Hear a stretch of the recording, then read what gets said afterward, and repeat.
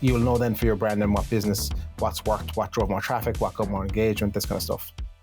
And when you talk about the 100, we're talking about Jen's 100 days, 100 tips. What day are you on now, Jen? I don't even know what number you're on. Oh, I don't either. So however many days it's been since May 29th. If anyone wants to take a guess. Okay. Probably about 200 I want to say 208 or so, but I could be wrong. So Judie, would you be up for trying that 100 if we challenged you? Hey, I'm Jay Woodard. I am a creative director, photographer and videographer of the Ed32 agency based in the south of Ireland in Cork. Hi, I'm Judie Russell. I'm a video coach and founder of the Vid Academy. Hi, I'm Jen Bryan and I'm the co-founder and chief marketing officer of a digital marketing agency called Velocity Growth. Hi, I'm Sian Horn. I'm a business mentor and coach. I'm also the founder of the national network for women in business called The Club. And I also am the ambassador for Champion Green. Hello and welcome to this week's episode of Unbranded. Well, I had a really nice break. I think we all did, didn't we? Yeah, solid, yeah. Okay, don't sound too excited about it. I'm still on holidays. I'm till the 8th, so I'm one of those people.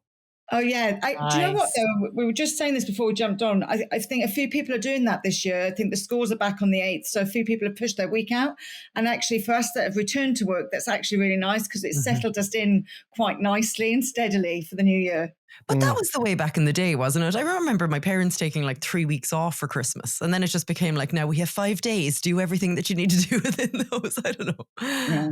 No, it was strange. Did anybody work between Christmas and New Year? Yeah. No. I did a small bit of personal stuff, Okay. like personal content, but I had a kind of a brand deal thing. I had to do a video for YouTube. Other than that, no. Okay. Amazing. Actually, that's on my list to talk about today, some of your content. Oh, nice. When life gives you lemons, Jay, and all that. Do you know all that stuff? Well, let's get started. And I think it's really important. Look, it's a new year. We finished off nicely in the last pod talking about what we would like for the year. And when we talk about all the different sort of platforms, what would you like to see more of this year from a marketing perspective and less of? So I'm going to start with you, Judie. What would you like to see more of and less of this year? Well, do you know what I'm finding? And it's not just me, it's my clients. And then I'm seeing more and more people talk about this, is that like they are burning out from trying to create all of this short form vertical video stuff. And is the payback enough? Now, like we've got Jen in the room, which is a different story, but like, you know, Jen did get up at really early hours of the morning to create this content to build. And like, she is seeing the payback, but I'm like, the majority of people are learning how to edit, learning how to film themselves, putting out these videos, and they're not seeing the return on the short form videos. So I think this year I'm going to be pushing people more into long form content again.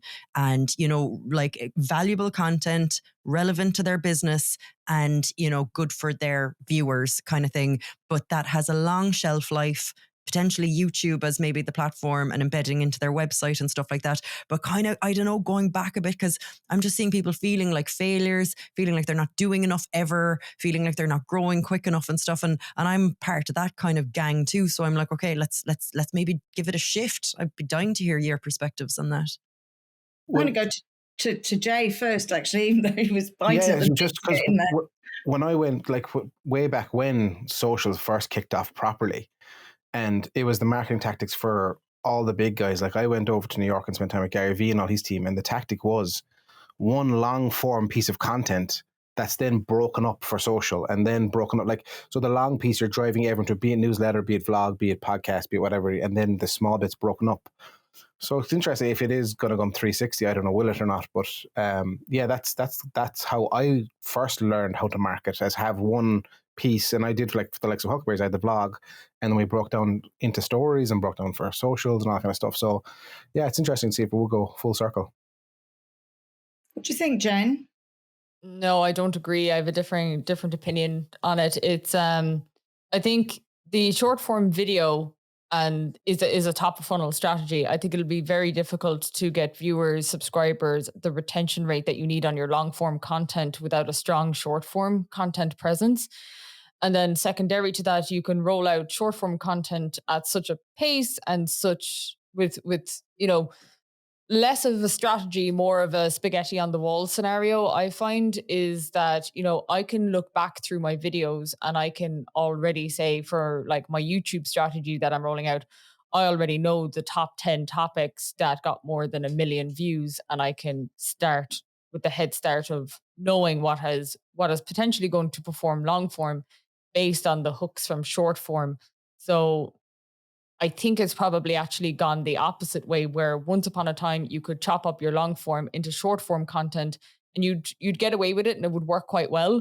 Whereas now I think the structure of how you need to create short form content never works well when you pull it down from a long piece of content, unless you just happen to have a great opener and things like that.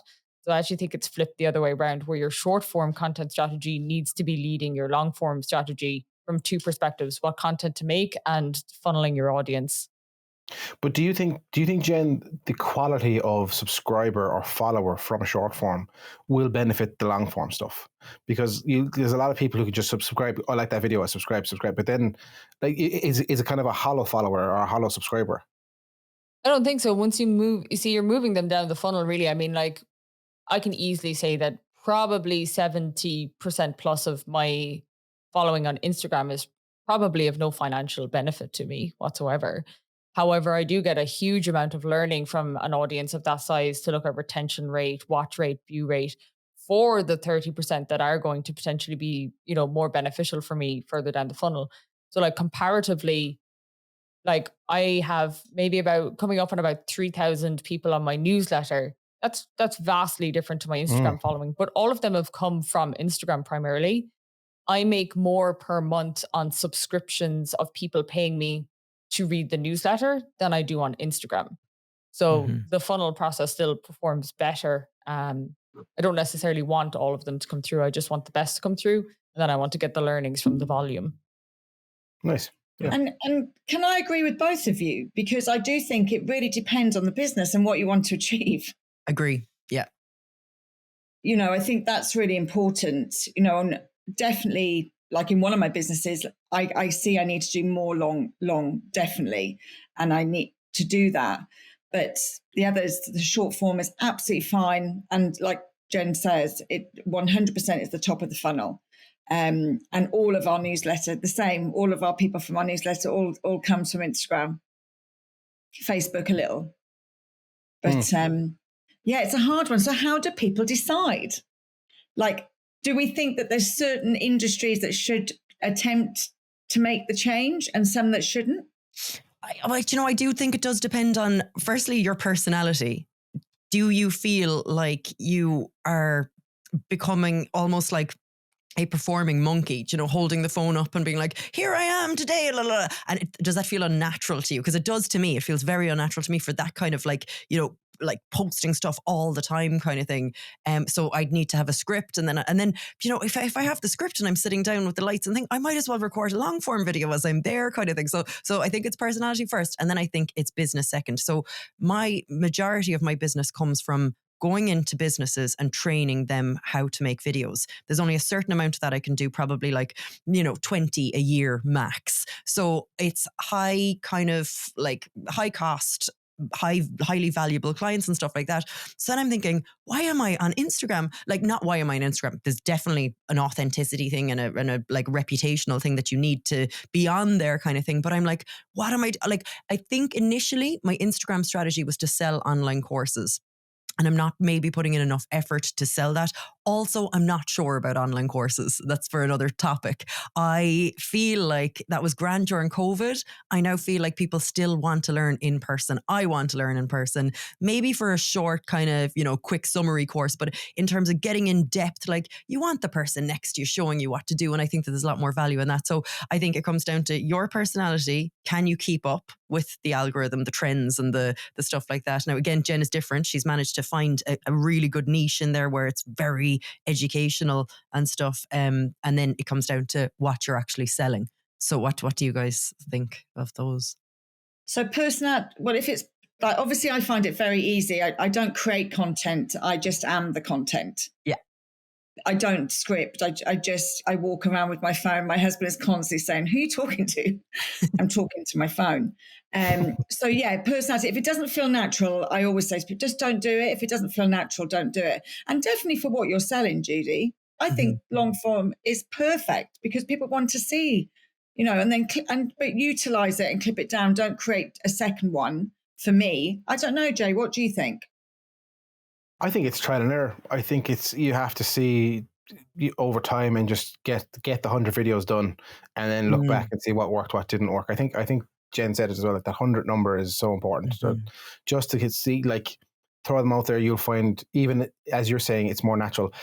When I shoot my content, I have bullet points. I don't script it. I find I'm somewhat dyslexic. I kind of can't read and speak at the same time. When the teacher asked me in class to read out, I was like, oh God, I was that kid. Like, but I have bullet points and then I riff, and then I can bring my personality across in the riffing because it's just me talking. Then I just have an idea of the direction where I'm going. So I would say quantity over quality for the first 100, learn, see what works. And then you'll know then for your brand and what business, what's worked, what drove more traffic, what got more engagement, this kind of stuff. And when you talk about the 100, we're talking about Jen's 100 days, 100 tips. What day are you on now, Jen? I don't even know what number you're on. Oh, I don't either. So however many days it's been since May 29th. If anyone wants to take a guess. Okay. Probably about 200 I want to say 208 or so, but I could be wrong. So Judie, would you be up for trying that 100 if we challenged you? Because this is it, like, following, like, looking at all of you guys and how much, like, you're creating and stuff like that. I was like, yeah, I'm going to do it. I do not have an ounce of motivation to do it for some reason. I don't know what it is about it. I'm just like, I have the ideas. I've spent loads of time putting in the kind of a Excel sheet of like everything that I could do it on. And I'm just like, I don't want to. I don't know what it is. And it could be just some kind of mental block that I haven't figured out yet. But I'm just like, I'd actually rather go in depth doing a CapCut tutorial that I could send to people after my workshops to give them a recap or something like that. Maybe I'm just got so much value out of YouTube videos in the past that I haven't seen. You've kind of seen the results and stuff like that, and maybe that's giving you the extra motivation that I'm just kind of missing. But why can't you take what you've already created and just cut it down and put it out over 100 days? You've already created that's what Jen was saying. Like, you kind of have to make stuff for the platform, don't you? It has to be kind of like, it just won't work. You just be editing for the sake of editing. It's just not. You get 500-600 views and nothing from it. Yeah. My only thing is though, you don't like. The answer is no. The quick answer is, would you be up for doing that? The answer is no. I might change my mind, like, because I was fully on board. I was like, I'm going to do this. I'm going to da. And then when it came to it, I was looking at like props I could use and things like that. And I was like, oh God, I just don't want to do this. I honestly, I think you're definitely overthinking it. I think that's the problem too. Do you know what I need is another version of me, a video coach, to come in and actually sit me down and do what I do with other people, because it's really hard to do this on your own. I'll be on to you, Sian. Let's do it. I'll meet you for a half a day. We'll just do it. Thanks, girl. I think as well, Judie, you need to take out roadblocks in the scenario of like, you're thinking, put it out there, it won't happen. If you can afford to, even the likes of our editor Aoife, like if you can just shoot the content and send it off. And then I think it's just way more, because I know that feeling. You're there, you shoot it, you're happy, you're excited, you edit it, you're delighted with the edit, you put it out and it's 6 views, you're like, fuck my life. I'm never doing this again. But that's kind of, I think that's what you're feeling. But if you can remove that whole process, because when we first spoke about this podcast, a thing for me was like, I don't know what I do because I don't want to be stuck editing. I don't have to do this and that. But then the likes of, like, we just come here, we talk, we have fun, we chat, and our producer and Aoife just takes care of everything.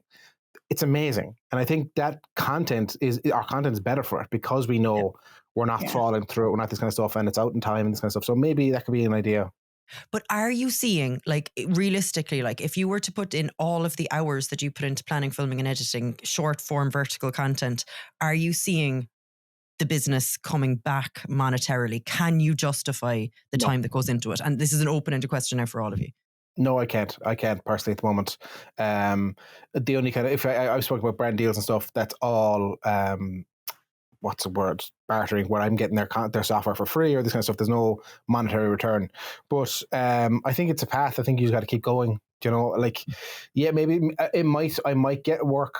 There's no direct link to my work to getting corporate work or whatever it be. Obviously, if someone sees a photo shoot I did or something like that, then they hire me. There's no link yet. They haven't said, I love that shoot, that's why I work with you. So for me, it's all anyway, awareness at the moment and kind of thing. yeah, And just, I love doing it. Just having the crack, like, you know? Jen, what about you? I know we've spoken about your newsletter. Are you seeing a monetary return from your social? Yeah. Significant, as in like enough for me to quit my day job if I wanted to. Nice. Amazing. So there's, and I'm the same. It is, but nothing for the first 6 months. Well, I mean, I've been at this, and I think people need to know this. You know, I've been at this a long time, and yes, I do make an income from it now, but it's not 100% of my income, and I'd love it to be, because I really enjoy what I do. So yeah, it's 100% taken time. I didn't go down the 100-day route. You know, for the first couple of years, I was just having the crack, and it's just worked out that people have enjoyed the crack.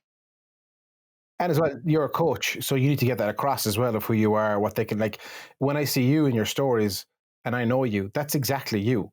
You're not putting on this facade. That's not this character. It's you. And that's why it's important for you to, to justify who you are, and not to justify, but to verify to people, this is who I am, this is who you're dealing with, take it or leave it, like.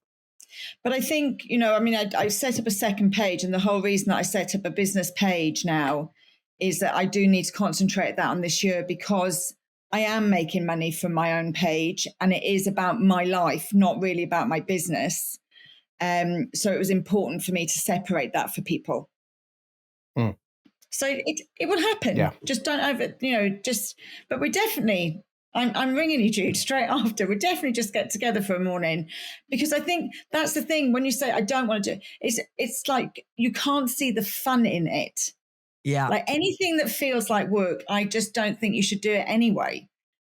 And I think that's the problem here, is like, you know, going from working in TV and video and bringing all the kind of professional video skills into this, like, oh, it just feels like work. Do you know, that kind of way? And it's almost better for someone to be on social media, I think, making videos that actually still feels like fun to them. Whereas, you know, but like Jay, you'd be in the same position, but you still feel like it's kind of fun. I'm just kind of missing that funness of it, where I'm like, if I can't see I suppose there is obviously the great brand awareness and stuff like that, but like, I feel like I could be putting my time for my personal business into other things that would be actually more beneficial to me and my clients. So I'm kind of like, you know, that's the realization that I came to over Christmas. Not everyone has to go down the Instagram route. You know, you can still make videos and just kind of for other things, you know, like a lot of things I do is training people out to make internal videos for larger businesses for training, so that the same person doesn't have to repeat the same thing over and over again. I love those videos. I think that they're really cool. Like, you know, it doesn't have to be like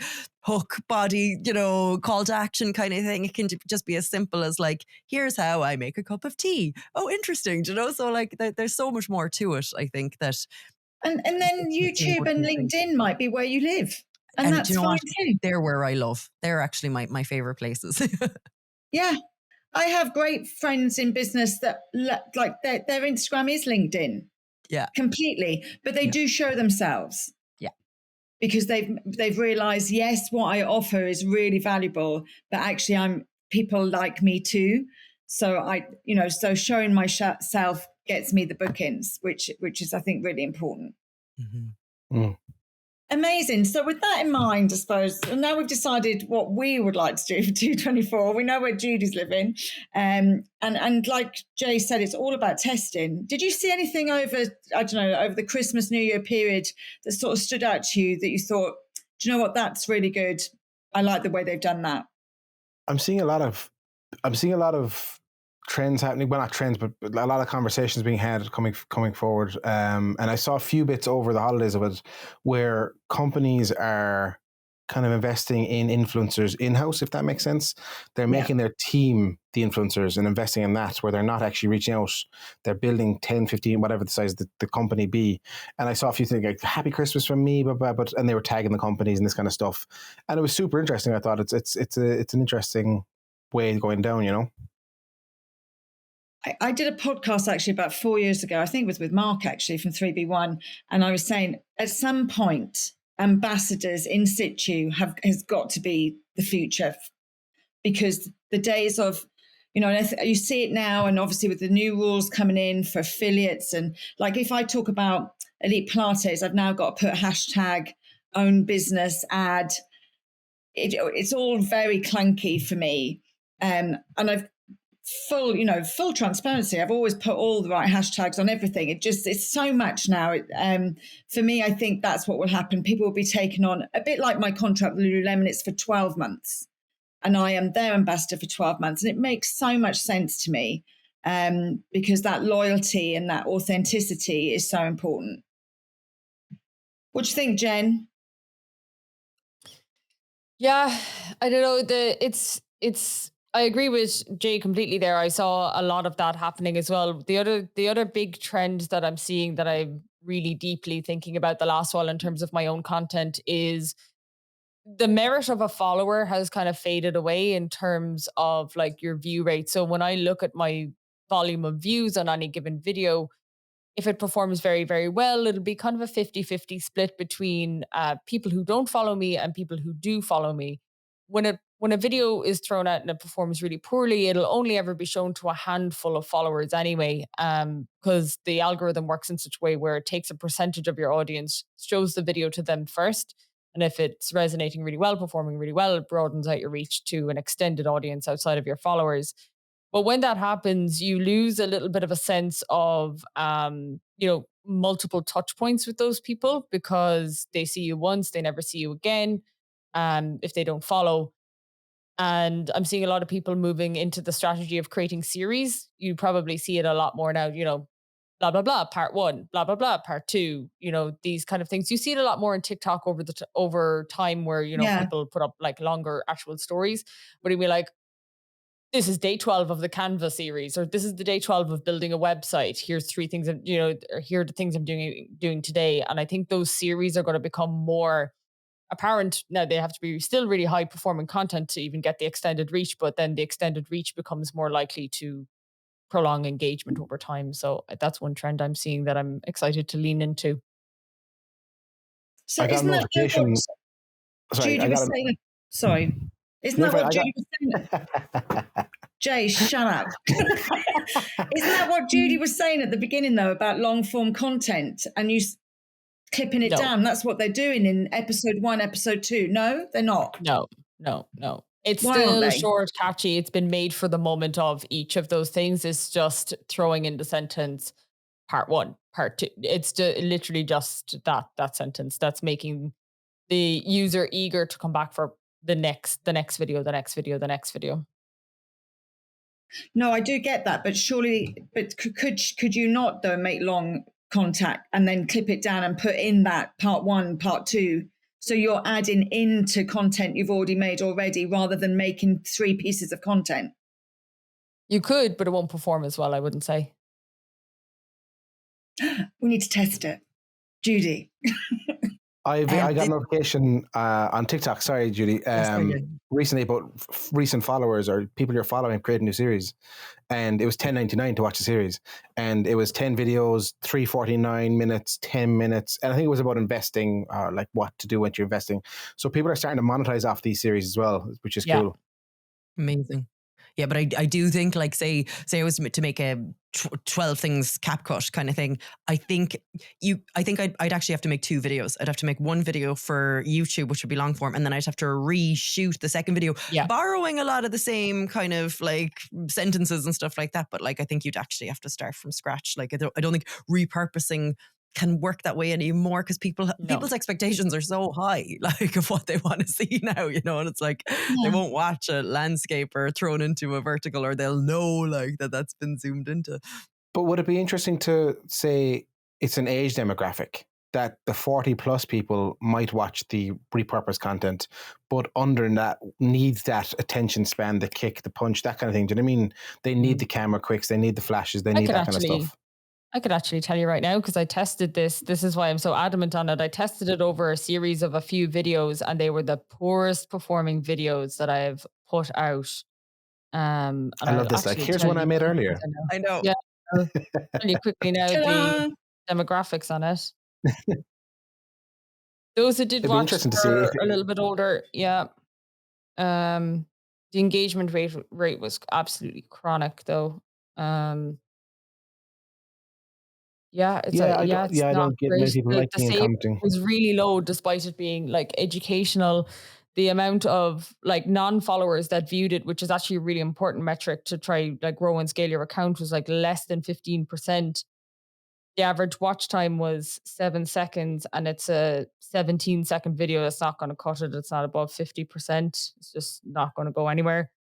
And yeah, Okay. the save rate was just chronic, despite it being actually educational content. It's the one where the Canva section is above me, and I'm explaining it like tutorial style. Is the worst content that I put out all year. It's interesting, But is isn't it? that because I actually saw that today? It came up on my feed, but I thought you'd put that out before. No, the one that I put up this morning, that's not the one of the ones I'm talking about. That's actually Oh, that's already performed better in the last 4 hours than the ones I'm talking about from a couple of weeks ago. That are sitting on lower views that have been there weeks and weeks and weeks now. I'm actually tempted to remove them out of the account because they're just bringing the overall metrics completely down. But anything I've repurposed, is just chronically bad. Mad. Okay, Yeah. interesting. and it wouldn't be because it was Christmas, No, because Christmas was quite chronic, I thought. Well, Christmas no, was these weird, were before actually. Christmas. Yeah. I don't know if anybody else found this. How did your Christmas go? Like my stories were through the roof, like really, really, really busy, but engagement wasn't as strong as it normally is because people were busy. So I found they were just sort of flicking through, just being nosy, seeing what people were up to. While they're in the queue kind of thing. Yeah. Well, do you know what that kind of brings me to, like, you know, it's not so much a trend, but the best video I saw, I'm sure you saw too, was Charlie's Bar in a Skellin. Did you see that one? It I thought was that was okay. shite. So it's got 134,000 views, almost 4,000 comments, 12,000 shares, and it had 5 million views. Sorry, I it's didn't. got I didn't 134,000. get it. I thought it was trash. To be honest, I thought I it was didn't know where lovely. Yeah, that's it. Like, but it's like for me, it was such low hanging fruit. It was Yeah. like so low hanging fruit. If you don't know what it is, it's an advert where it's this old man who Oh, I've is at the seen bar it. drinking by himself and a couple of, like, it's a whole thing. But it's such low hanging fruit. Like, I was like, okay, it was too long. It was like, there's a whole thing. But that's me being a No, I prick. get it. But like, I love the way it was shot on mobile by kind of this girl who's probably just setting up her creative agency kind of thing. And, you know, it wasn't overcomplicated. It's a local business, you know, that is their thing, that nobody comes into Charlie's without getting greeted and saying hello. It's like, you know, lonely people can come here kind of thing. So I thought that they hit the nail on the head. And like, you know, like, do you know what we were talking about last year? The ad that pissed me off the most was that Apple ad. And I think that I talked about it when I hadn't really seen it properly yet. And I think we were saying it was good, where they'd all these actors in it, and it was just a big load of greenwashing Apple, and it was like so highly produced and looked great. But like, what did it mean? Whereas I felt like this mobile shot ad actually meant something, and it brought a tear to all of our eyes without the John Lewis or Apple budget. So I think it hit the nail. Mm. Well, I saw two that I really liked. One was the launch of Style Solutions. Again, not by someone I don't think that's been in the game for a long, long time, but a really nice launch. It was a big name change as well on their platform, which I think is always scares people. She had over 30,000 already on that platform under the try-on, and she just changed the name overnight. And just, I thought she did it really well. I thought she sold it really well. There was no like major disruption and really good promotion. I loved that. And then my other one that I loved was actually the beginning of the year, because I know it's a time where people can get really overwhelmed, seeing all this perfection flying around everywhere and how amazing we're all going to be, was Vicky Schilling. Now, she's a coach, but she did literally what went well for me and what went badly for me. And she was really authentic, really real. And it definitely started a trend. I saw after hers went out, I saw other people sort of following on. But she's a great girl, and I thought it was a really nice post to see. Nice. I didn't do that though because I didn't want anybody to know about all my mistakes. No, I You just got to couldn't save be those bothered. for the pod. But yeah, I thought it was brilliant. So, Yeah. absolutely, save those for the pod. Yeah. But those were the two that I liked. So congratulations to them. I didn't do much looking, to be honest. My social time probably was a lot, to be honest, but I didn't take much in, if that makes sense. I was checked out while on social. That's good. Yeah, even like my stories, I didn't post much to my stories, that kind of stuff. I just kind of, even though I feel like I didn't take much time off because between cooking and houses and friends and all that kind of stuff. But look, yeah, I took creative. I'm here now in the studio today. I'm going to do a good chunk of like goals for 2024 and all that kind of stuff. So yeah, reset and all that kind of stuff, Amazing. Jen, how about you? Was there anything that caught your eye? Not particularly, mostly because I did work a lot over Christmas, so I was kind of knee deep in making sure, like, rolling out sets of ads. It's interesting because I guess a lot of agencies in particular, this is totally normal, by the way, and should be the case for most instances. But marketing teams, everyone kind of shuts down over the Christmas period. Even in the US now, most of our US clients were back online from the 26th onwards, so we were kind of jumping in and out as much as we could, kind of skeleton staff wise. But what I found really was we got a nice squeeze out of the last week of the year for a lot of our clients, because some of us were online iterating and actually, rolling them into the new year. A lot of clients that we work with would be investor backed as well, and they have to squeeze the most out of year end as well. Close as much business before that 31st midnight hits. So we ended up working a lot on that. So actually, I wasn't even consuming ads outside of the ecosystem of the internal bubble. But yeah, it was just really interesting to see how much you can squeeze out of that time period, because so many people turn their ads off even between the 25th and New Year till people are back online or someone's there to look at it or monitor it. So actually, just for next year, just leave something small running, because you might be surprised at how much you can squeeze out of it, or schedule something even. Yeah, I agree. Actually, we did quite well that week. So I was working as well. But actually, Jay said he didn't spot something, but actually he did, because we were chatting about before we came on. Something that you did, Jen, was ask people if they would like you to have a little look at their Instagram. And Jay has asked you to have a look at his and give your feedback. If you missed it, guys, Jen was super honest. She didn't put people's names out there, but she was like straight to the point, super honest, exactly why we love her. So yeah, we've asked her to look at Jay's account and give her instant feedback. Is there any video in particular that you want me to look at first, Jay, or are you happy for me to just dive into the account in general? Yeah, go in general. Because again, like just to give a brief overlook, I'm kind of not lost what I'm doing with my social, but I'm kind of need to get a plan in place where I'm just creating content and putting it out there, because I like doing it first, but there's no actual plan to it. So I need, maybe you might be able to help, or you might say, do this or try that, or blah, blah, blah, whatever it is. Or just rip me apart. Either way, I'm happy. Are you looking to elevate your marketing and social media? Our podcast is proudly sponsored by Azure Communications, who have the perfect solution for all of your marketing needs.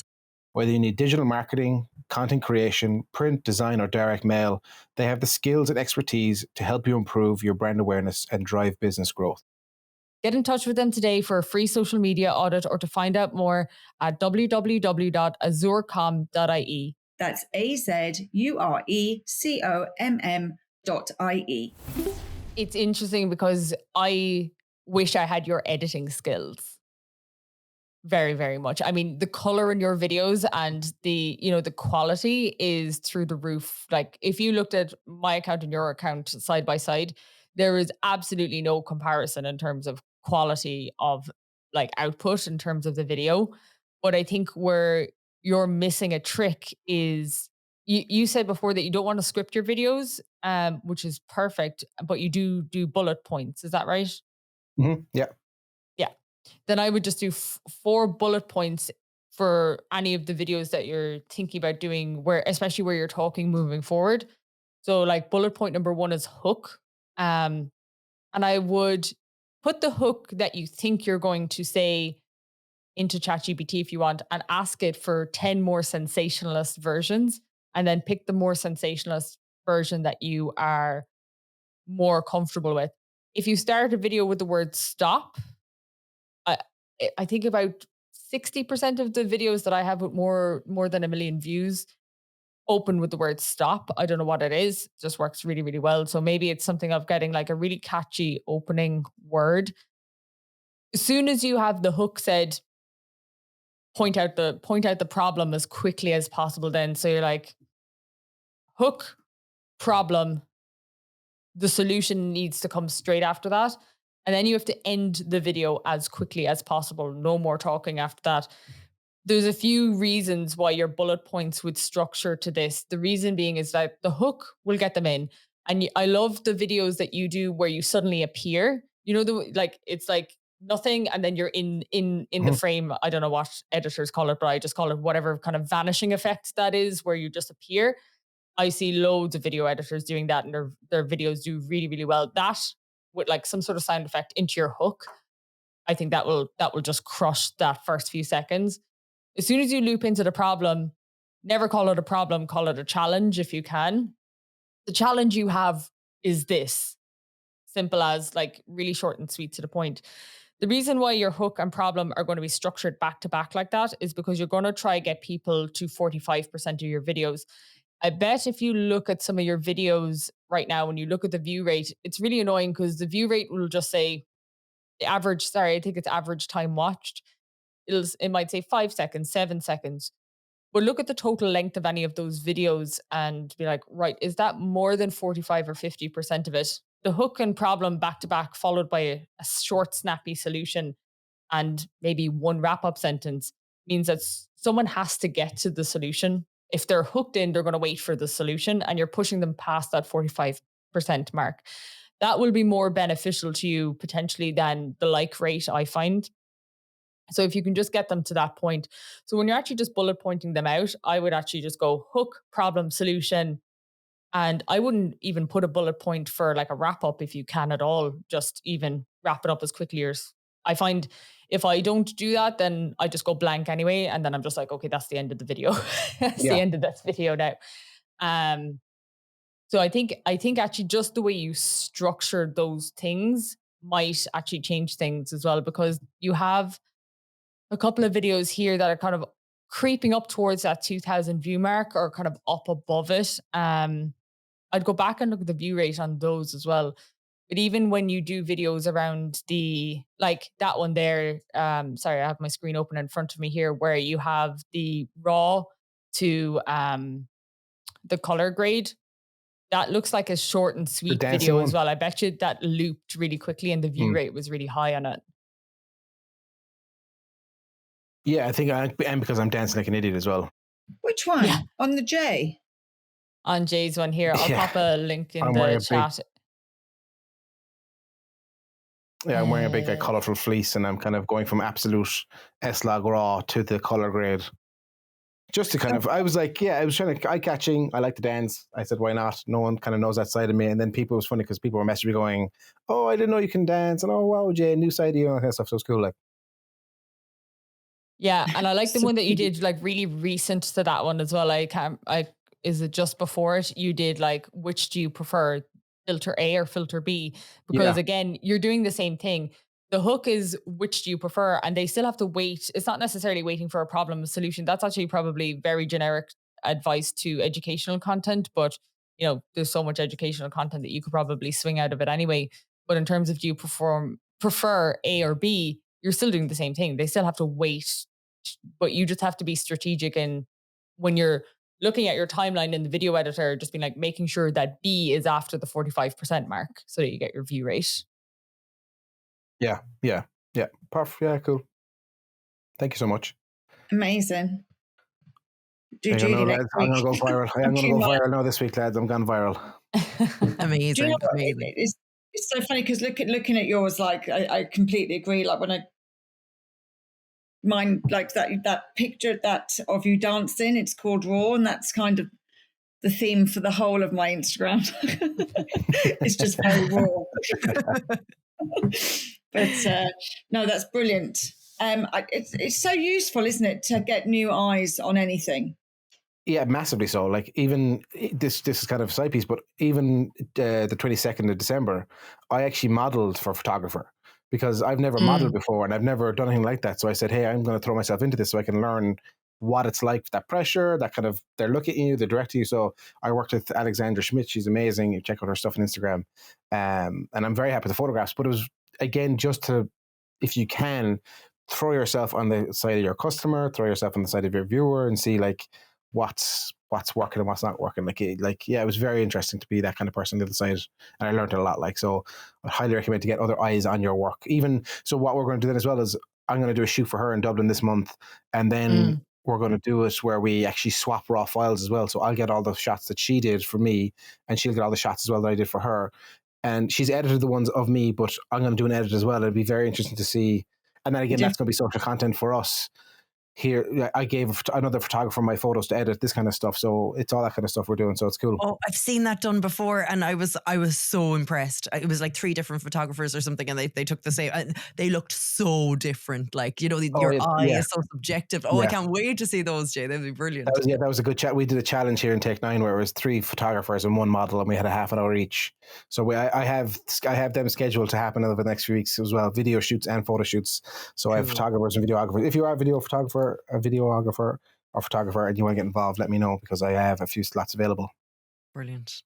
Do you know what I would absolutely love as well is Judie and Jay, if the two of you, maybe we do like one of these accounts a week for the next few weeks or something, but if you would tear my editing apart and just explain to me what I'm doing wrong, like when I look at it, you must look at it and see clear as day, that sound effect is way too loud. That transition makes, if you just did this little trick or something, I don't know. I would also love that critical feedback, please.